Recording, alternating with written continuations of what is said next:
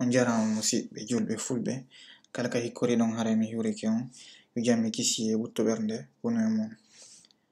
Haray hande lan wadde video ɗo na fi wajagol ɓaynami janguɗo kono ko fi wolugol ɗo hande fi tarika Fuuta Jalon koko pullo fo hani andude.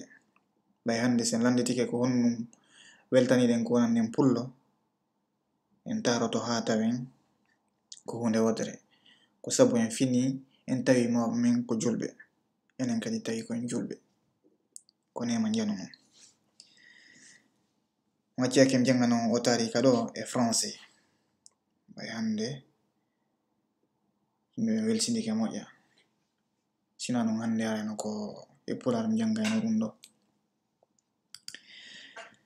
Alors, en 1725, le savant musulman Karamoko Alpha Diallo, à la tête d'une coalition multiethnique à majorité Peul, gagne la bataille de Talansan. Les chefs Djalon-Kesusu sont repoussés vers la côte de la future Guinée. Karamoko Alpha Diallo prend le titre d'Almami et fonde la Confédération du Fouta Djalon, un état théocratique féodal qui s'appuie à la fois sur les traditions Peul et sur les principes de l'islam. La confédération était divisée en 9 provinces ou diwe singuliers, diwal, qui sont Labé, Bouria, Timbi, Timbo, Kebali, Kollade, Koyin, Fugumba et Fodehadji. Les chefs portaient le titre d'Alpha, chacun recevant la charge du territoire qu'il avait libéré au cours de la guerre sainte. Ainsi, Karamoko Alpha Molabé était non seulement Almami de la Confédération, mais aussi Alpha du Diwal de Timbo, la capitale. Le pouvoir de l'Almami était limité non seulement par la grande autonomie des différentes provinces, mais aussi par un conseil des anciens qui se réunissait à Fugumba, capitale religieuse, et jouait le rôle de parlement. Ndare, mom men ko accani ko nema jano mom men accani ko teddi accani mais yen hani rondagol yen hani tambitagol daro dartano fino ɗum ɗo ñiɓira kamen Fuuta Jalon. Mon men hari no fini no faami hande jonna ɗo misal hande ɓe iranien ɓe ko kalfe arabuɗen ɓe woni windirde haala maɓɓe kam ɓe woni jangirde haala maɓɓe kam hande ko kamɓe tun e annon woni dartagol Amerique kamɓe tun. Mon men hari na iranien ɓen fuɗɗi ɗum ɗo mon men hari fuɗɗinoke ɗum ɗo en 1725 lamorgol Fuuta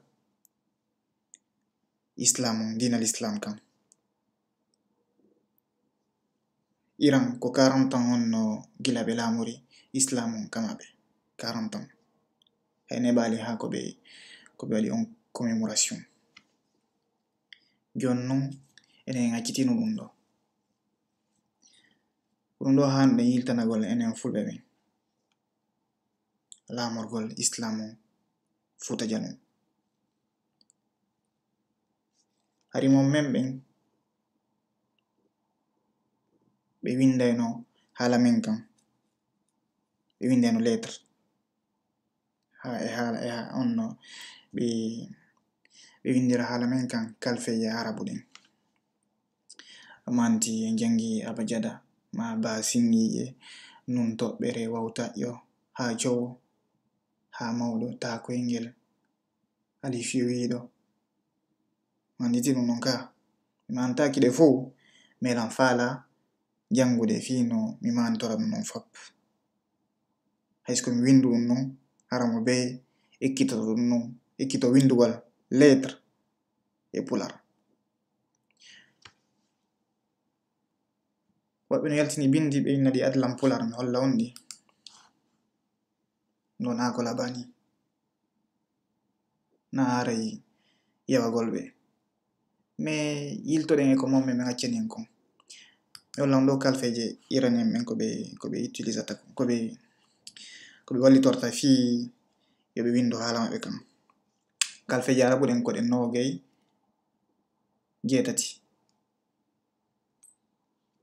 kamɓe ɓe ɓeyditi kalfeje fi yoɓe wawa winde haala maɓɓe kam son limi ɗon taway ko 32 enen kadi ko ɗum noon hanuɗen wadde fi en wawa windude jangen haala men kam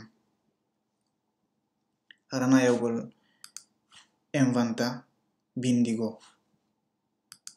momin min accanino en ɗum non yen hani yiltitagol e mum janga moƴƴa fama mi hollan ɗo fi konnu hanɗe waddi fi no lamoren kamen ndare ɗo Fuuta Jalon ɗo ko mumen Guinée ndare ɗo en woni ɗo fi 9 diwe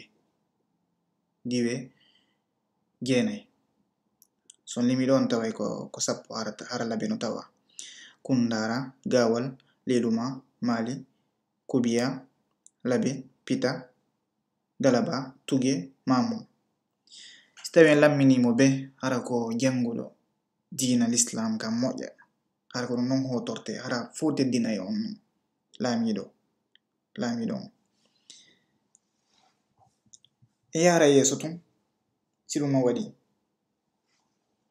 ko yeeso tun yareten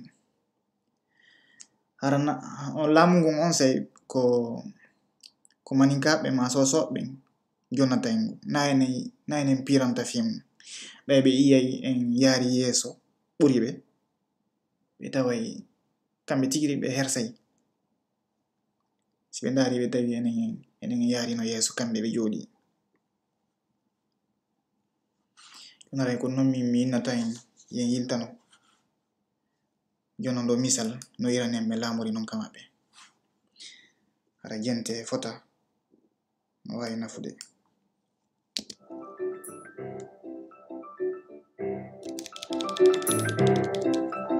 En Iran, le président de la République n'est pas la plus haute autorité de l'État. Il est la deuxième personnalité de l'État après le guide. Le guide est le véritable chef de l'État. Il est désigné par un collège d'oulémas parmi les religieux de haut rang et pour une durée indéterminée, il dispose de larges pouvoirs. Le président de la République en Iran est en réalité le chef du gouvernement. Il veille au respect de la Constitution, mais n'a pas de compétences pour intervenir et régler les éventuels litiges entre les pouvoirs publics. Cette autorité est attribuée au guide. Le président de la République est responsable envers la nation et devant le guide et le Parlement. Son incapacité peut être déclarée par le Parlement, ce qui peut entraîner sa destitution par le guide. Il n'a pas le pouvoir de dissoudre l'Assemblée, il ne définit pas la politique de la nation et n'est pas chargé de la conduire. Cette fonction est confiée au guide.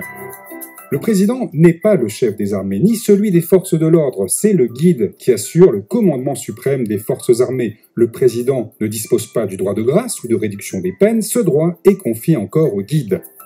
Le président de la République est en charge de la gestion administrative et financière de l'État et du recrutement des fonctionnaires. Il nomme les ministres après le vote de confiance de l'Assemblée. Il peut les révoquer. Il préside le Conseil des ministres et supervise l'action du gouvernement. Le président de la République signe les lois votées et les traités, protocoles et conventions ratifiés par l'Assemblée. Il a été appelé ironiquement l'intendant général de l'État.